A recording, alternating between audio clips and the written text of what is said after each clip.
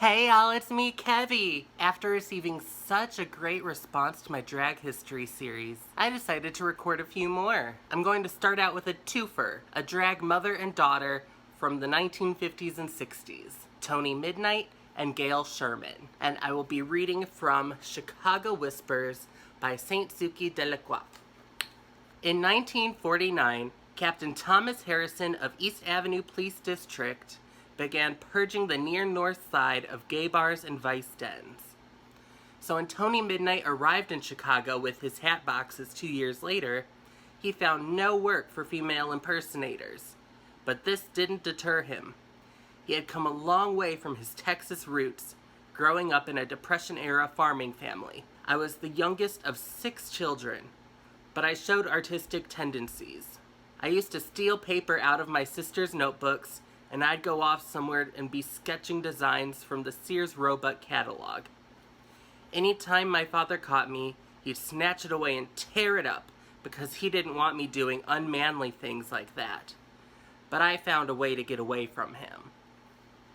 At 15, Tony left home and headed for San Francisco using a fake ID to get a job at Finocchio's drag club, where he was fascinated by female impersonators. After the war, he returned to Texas and got his first job in a drag show at the Granada Club in the Red Lake district of Galveston. I was about 17 years old and I'd put together a few drags and a few songs I'd learned off the hit parade. The club was owned by a madam who had a whole string of cat houses. The first show I ever did was for the prostitutes who worked for her, straight up. That gig lasted until election year, when the friendly police chief was replaced by a zealous moral campaigner, and the Granada and the brothels on the post office street were raided and closed down. I'll never forget that night, because they took us down in drag. After Midnite's brush with the law, he toured the West Coast drag circuit for 12 weeks before heading east to Pittsburgh, where he joined the Jewel Box Revue, the premier female impersonation show run by lovers Danny Brown and Doc Benner. Also, important thing to note about the Jewel Box Revue, the host and MC of the Jewel Box Revue was Stormy DeLavery, the male impersonator who was part of the Stonewall riots. Midnite became the protege of Stanley Rogers, their costume designer, eventually taking over his job when he retired. In 1951, Midnite took a brief hiatus from Jewel Box and moved to Chicago, a city starved of drag shows. That changed when shows opened at the Miami Show Lounge at 2822 55th Street and Sid and Millie Shorts' Argyle Show Lounge near the Argyle L stop, where his piano player was William Friedkin, who later directed such movies as The Boys in the Band and The French Connection, and The Exorcist. Midnite's stage career suffered a setback in the mid-1950s when he developed throat problems. At this time, most female impersonator acts were live singers, or like comedians, that kind of thing, so not the lip syncing that we're accustomed to. So throat problems would be a career setback. So he set himself up as a costume designer, catering to transsexuals, female impersonators, and all manner of exotic stage performers. There were about 50 strip clubs in Chicago, Calumet City, and Cicero, and as I went for flash and had a sequin machine, the strippers loved my wardrobe. Business was booming at Midnite's workshop and studio in the basement of the Lorraine Hotel at 411 South Wabash Avenue. In 1957, he rejoined the Jewel Box Revue for a season of shows at Robert's Show Lounge. The show ran for 8 months and proved a huge financial success. Midnite was given unlimited funds to produce his gowns. But despite packed houses and rave reviews, Brown and Benner decided to take the revue to Monticello in the Catskills of Upper New York State and return to Chicago the following year with a bigger show. After touring the East Coast, the show ended up in Times Square's Lowe's State Theater under the marquee that read, "A 2-hour musical extravaganza. Jewel Box Revue, the world's greatest femme impersonators." The working conditions at Lowe's were abysmal because With 3 shows a day, and with a movie shown between each one, the cast, in full makeup, couldn't leave the building for 16 hours a day without fear of arrest. With tempers frayed, the Jewel Box moved back to Ben Masick's Town and Country Club in Brooklyn. But Tony Midnight tired of the show and accepted an offer from Matthew Jacobson, owner of Club 82 at 82 East 4th Street. Midnight worked there for 4 years with an annual clothing budget of $40,000.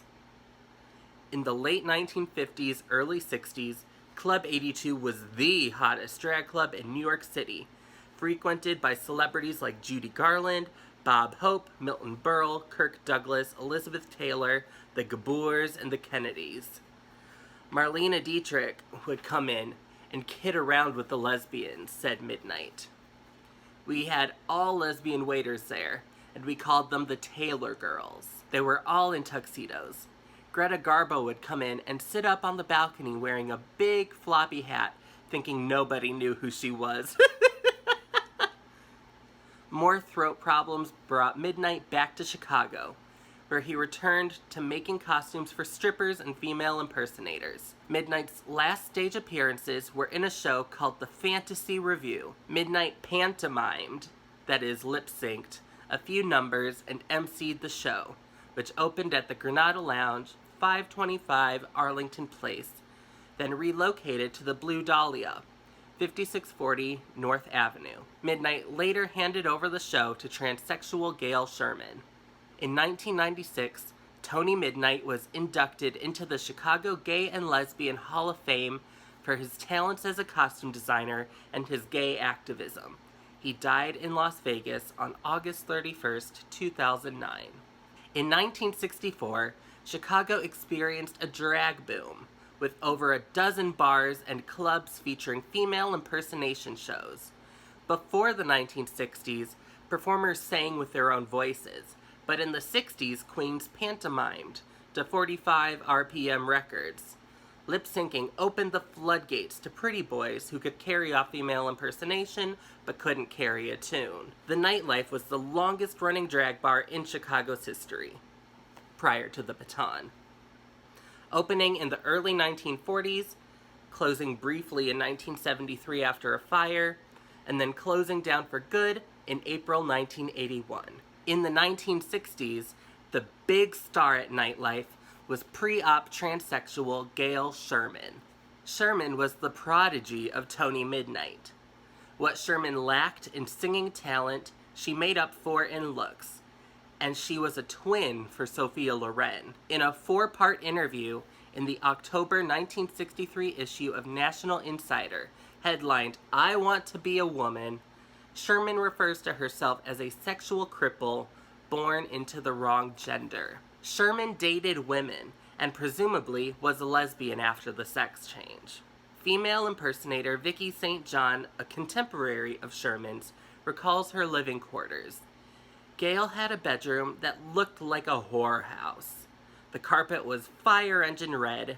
She had red velvet drapes on all the walls. In the middle of the room was a crystal chandelier hanging over a king-size bed with a red velvet bedspread and red and white velvet tossed pillows. Then on the floor at the foot of the bed were more pillows and a little white teddy bear. Female impersonation was a lucrative means to an end for Sherman, as it paid for her hormones and surgery.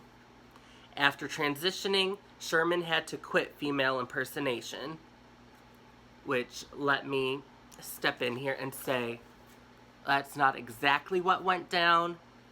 Basically, after Gayle Sherman had transitioned, all the gay bars banned her. They said, "You are a woman now, so you are not welcome in our venues and on our stages." So that's why she had to quit. And so she changed her name to Brandy Alexander, and with her new 48-inch bust, embarked on a second career as a stripper. Using the name Alexandra the Great 48, she peeled off in adult movie theaters between porn films, starting at the Town Theater, Armitage and Clark Streets, Then in September of '66, she starred in the first annual Fanny Hill Festival at the Plaza Art Theater. When Mayor Daley pulled the licenses of all Strand Art Theaters in 1967, Gayle Sherman / Brandy Alexander is rumored to have gone into hairdressing. Now that's all this book has to say about her, but I found an article that spoke a little more about her life after the Chicago female impersonation and all of that biz. It's her obituary. Alexandra the Great 48 was always destined to make a splash. As a teenager, she had won Sophie Loren lookalike competitions, and her resemblance to her idol was indeed uncanny. As Alexandra the Great 48, she traveled the world as a headliner into the late 70s. Famously, she once stopped traffic in Honolulu and drew crowds of over 3,000 people. In the early 1980s, she became a beautician at Universal Studios before pioneering her own range of beauty products, an industry she continued to work in until her death. It was a chance for advancement, she said. I wanted to use my mind as well as my body. She passed away in the presence of her family at age 75 on February 22nd, 2019. She will be missed deeply by many people whose lives she touched in the burlesque world and beyond. Gayle Sherman's story is an important one because it shows that despite RuPaul teaching a generation of people that drag is a boys' club, Gayle is proof that trans women have always been a part of drag. Sherman's story is also proof that RuPaul's attacks are nothing new, and that as long as trans women have been a part of drag, there have been gay men trying to silence us and keep us down. Let this be a lesson to y'all that you cannot silence us. For so many decades, y'all have tried to knock us down, but we are still here, loud as ever, claiming our space in this community. Better to accept us now than look a fool like Ru. Thank you all so much for watching. Don't forget to like and subscribe. And if it pleases and sparkles, I'll see you in the next video. Mwah!